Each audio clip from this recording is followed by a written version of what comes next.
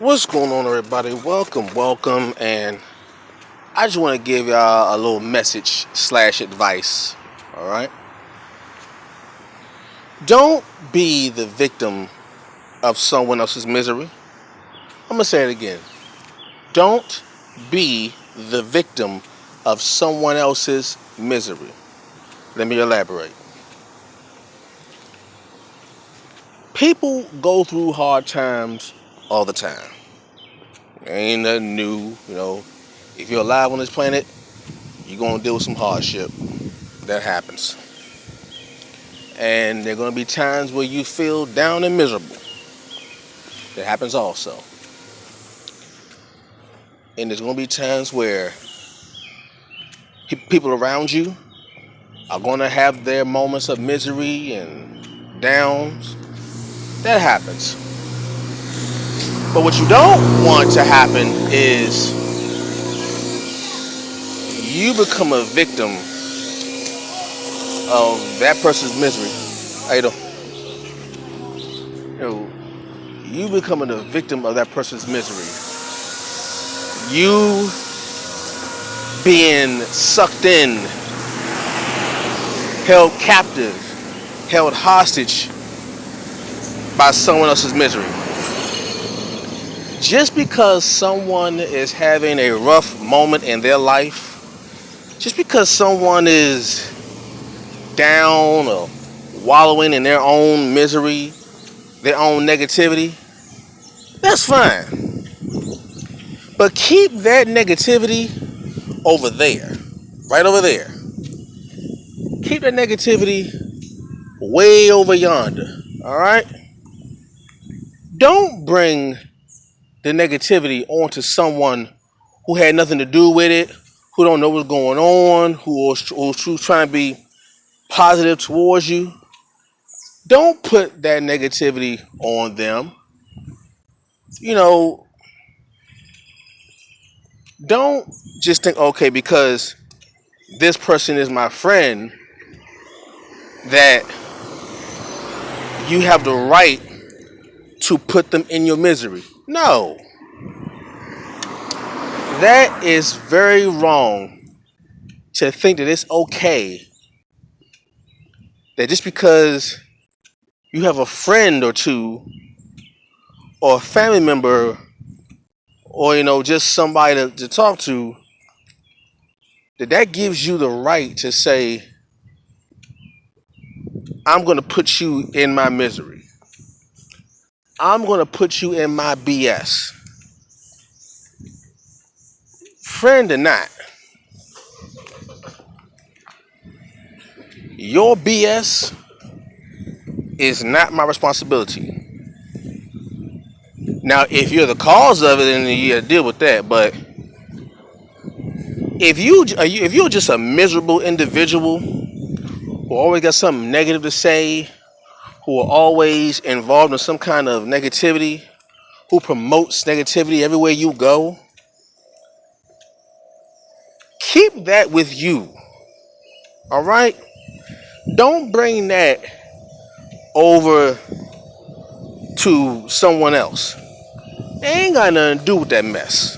All right? Don't become the victim of someone else's misery. Because what's going to happen is, if you stay in that person's misery, 9 times out of 10, you will become miserable yourself, and then you'll end up taking on their misery,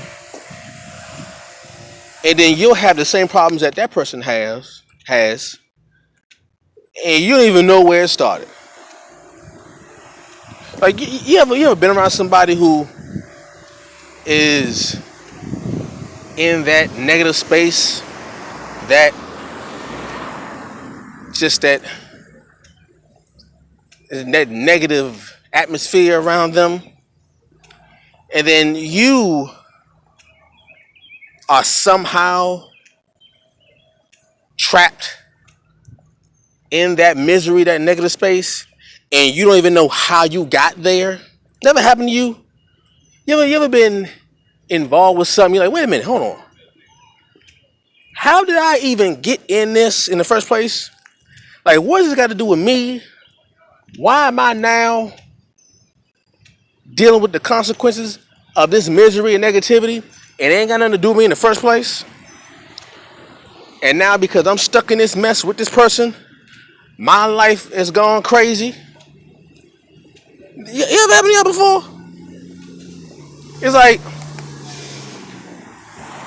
It's like being a part of an accident that you don't know nothing about. It's like being in a car crash you ain't got nothing to do with. Like, hold on. How is my life gone wrong? And I ain't got nothing to do with all this mess. And then you become an innocent bystander of someone else's misery. That's what I say. Don't become a victim to someone else's misery. Like, just understand that. They may be your friends. They may be your family. You know, you love them. You love them to death. Okay, I get it. But that's my sister. I get it. Trust me. I get it. You know, we all got folks we love. We all got folks that we hold dear to us. I know.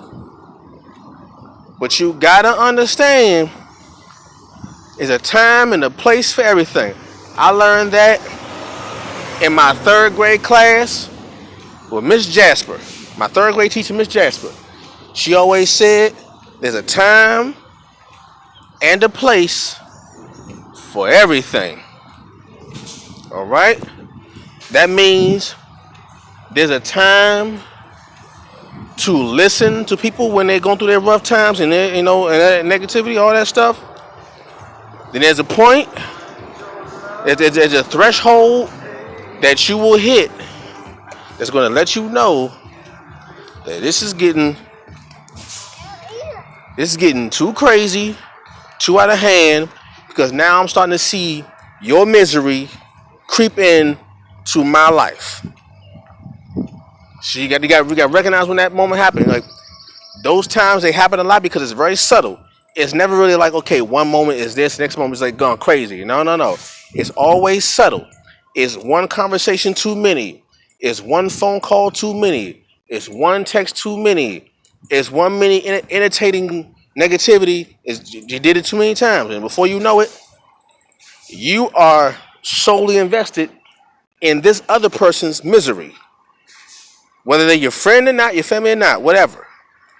When you get more invested in that person's misery than your own life, you are heading down a road of being miserable just like them. And before you know it, before it's all said and done, you have now become a victim of that person's misery. And you don't even know it. And then your life is looking crazy like theirs. You start sounding like them. You start talking like them. You start doing the things they do. You start living your life the way they live in their life. And day after day, week after week, month after month, year after year, it's a slow hill you go down. And you don't realize you didn't hit the bottom of your own life until it's too late. And you looking up and say, wait a minute, hold on. My life has gone nuts. I done messed around and got so involved in this person's misery, I became miserable myself. I became miserable by association. You know, I say guilty by association, where you're not even the one actually who is guilty, but the fact that you're being around a person who is guilty, you get looked at as guilty as well. Guilty by association. Well, there is a such thing as miserable by association. Your life ain't miserable. Someone else's life is miserable, but the fact that you've been around that person too much and too long, their misery rubbed off on you, and then you become miserable by association. Careful of that, because what's also going to happen is the people who are miserable are never going to be the ones to tell you, hey, your life is miserable. That's the other thing you got to think about. The people who are miserable in the first place are never going to let you know that your life has become miserable just by being around them. They're never going to be the ones to tell you that, hey, my misery has rubbed off on you and your life has been miserable, made miserable also. You need to get away from me so you won't be miserable and you save yourself. That's never going to happen. People who are miserable are always going to want other people to be miserable with them. It makes them feel good. It makes them feel better about their misery. Hence the phrase, misery loves company. Misery loves company because they don't feel alone. They say, okay, I messed my life up. I'm miserable for whatever reason, but I don't want to feel alone in my misery. So instead of me actually elevating myself, I will bring someone down to my level of misery so I won't feel alone. And now I have company. Now I have someone to justify my misery. See, it's a slow process, but it is very effective. Misery loves company, all that stuff. Misery by association. But I'm going to simply say it like this. Don't become the victim of someone else's misery. All right? Pay attention to that. Don't become the victim of someone else's misery. All right? Hope that reached somebody. Hope y'all caught on to that. And I will catch you on later. Peace.